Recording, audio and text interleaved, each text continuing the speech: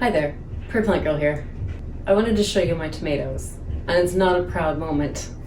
So I planted 2 trays, so this tray here and this tray here with tomatoes. I think there's about 15 varieties of tomatoes and 2 varieties of eggplant planted in these trays here. That was almost a month ago I planted these, and I don't know if you can see, but my results have not been that good. I actually sowed more seeds in here about a week and a half ago. Here's a black crim. Not very big. So that's from my resown seeds. This is a Thornburns terracotta. These I believe came up from my first sowing, and there's 2 in here. I usually multi-sow. Sometimes I sow a whole bunch. Sometimes I'll sow a whole bunch of tomato seeds in one pot and separate them all out into individual pots. This year I was really trying to contain how many plants I got started, so I only did a few seeds in each pot, and each pot represents how many plants of each variety I eventually wanted out in my garden this year. But it doesn't look like it's going to matter. So I have two eggplants going. This is my Black Beauty eggplant, and a couple of these started to come up a couple of weeks ago, and some are I have one just starting to come up there. I think I put new seeds in this one a couple of weeks ago, so that's my Violetta eggplant. And I have another Thornburns terracotta here, just starting to come up. There's 2 actually in this one. Oh, there's a black crim here that just fell over from watering, but I think it'll be all right. Just needs to stand back up. And there's one more. There's an what is this? A mortgage lifter. You can see that little guy in there, just poked up in yesterday. So out of, I think I had 30 pots in here, I have 7 with something growing in them, and that's with 2 sowings. So I'm really disappointed. I don't really know what happened here. I've been growing tomatoes for more years than I could even remember anymore, probably 20 years. Maybe more than that. I've been growing tomatoes a long time from seed, and I don't think I've ever had such horrible results. And these were seeds from, some were brand new this year, some were several years old that I've used many times, and they were all from, I had probably 4 different companies that these seeds came from, maybe 5. There's no reason to have such a failure rate. The only thing I can figure is it must be something to do with the soil. And I know when I put this soil together, I had just a mishmash of different kinds of soils left over, different potting mixes. I had cocoa coir, I had peat moss, I had actual growing medium mixes, pre-mixed. I just kind of mashed it all together. And I had a little bit of a tomato plant food, and I don't know why I did this, because I know I don't want fertilizer in with my seeds for my little seedlings when they're just getting going. But I had a little bit of tomato fertilizer that had some calcium in it that I had actually used on my peppers, which are above me. I don't think you can see them, but they're much bigger plants. And I had used it on those, and then the leftovers should have been about a half amount of what I had for soil. And so I just had thrown it in there, thinking it would be there in the bottom for the tomatoes. And I topped the rest of the soil up with something different. And I thought it would be okay by the time the roots got there. I thought it would be okay. This medium stayed really moist.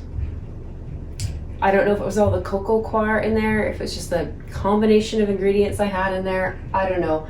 I don't think there was enough perlite put in. I just don't think there was enough drainage in this soil. Before I did my second sowing in these pots, I dug around and I couldn't find any seeds. There was a pretty thick layer of vermiculite on some of the pots, but not all the pots. I thought, well, maybe they're just staying too damp from that. So I scraped some of that off. I sowed the next set of seeds fairly close to the soil surface so I could really see when they got going. most of them didn't do anything. I had, I think, 3 more pots. Looks like four more pots get going after that, something like that. So very disappointing results.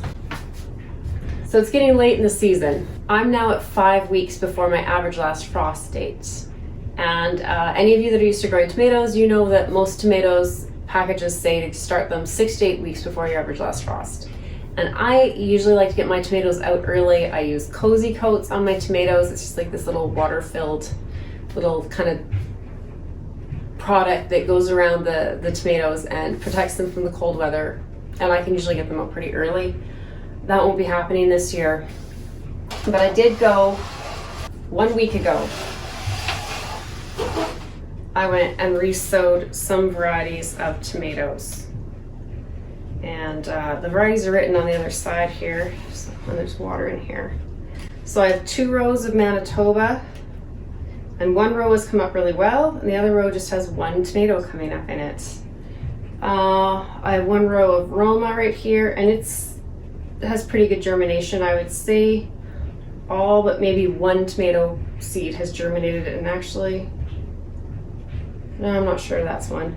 Then I have Elizabeth, which is another kind of Roma. I was hoping to get a lot of like kind of paste tomatoes going to get a good selection of pastes and sauces this year. I have 5, it looks like, that have come up here, and oh, looks like 1 more germinating there. This was a chocolate cherry, I think. Nothing, and I can see some of the seeds have gotten washed. They were a coated seed. And I can see they don't look like they're doing anything. They need to get covered back up. That was brand new seed this year. And then this is black crim. And I'd say all but maybe 1 has germinated.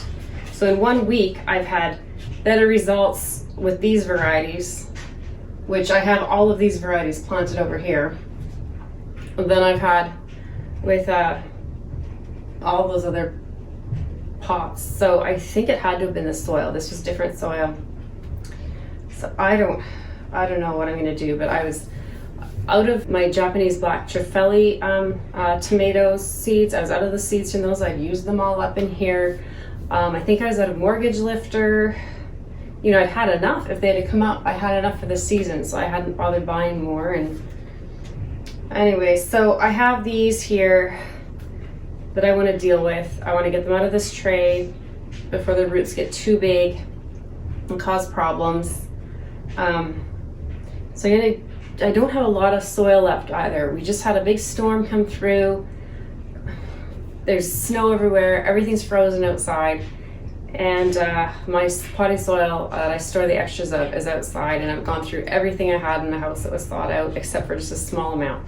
So I'm going to try and get at least a couple out of each of these trays here, potted up into some pots so that they can grow on and have a better space to grow. I don't think I'll have enough soil, but if I do, I'm going to go and try and plunk a couple of these larger ones, larger plants that are in these pots out, and pot those up as well. Like I said, I just had that 1 poke out in that 1 pot yesterday, I think it was, or maybe the night before. So I was going to dump all these pots out. That was my plan for today a few days ago, but now that that's happened, I kind of feel like I should give them a little bit longer. It has only been a couple of weeks since that second sowing. They could still come out, but tomatoes are usually pretty fast. But I just wanted to show you that sometimes we just have problems growing things, even, you know, for a seasoned gardener who's been doing this a long time. Sometimes it just doesn't work out. So yeah, I'm gonna get these potted up. That's gonna be my plan for today, and just use up what soil I have until I run out, and hopefully I'll have some tomatoes that I grew from seed to put out in my garden. Usually I have more than enough and I'm giving them away. This year I'm gonna be really short on tomatoes, and I might wind up purchasing a few, but that's not the end of the world either. It's okay to buy your plants. But yeah, that's all this video really is just showing you don't be too hard on yourself if you have a crop failure, because it happens to all of us. So thanks for watching, and we'll see you next time. Bye.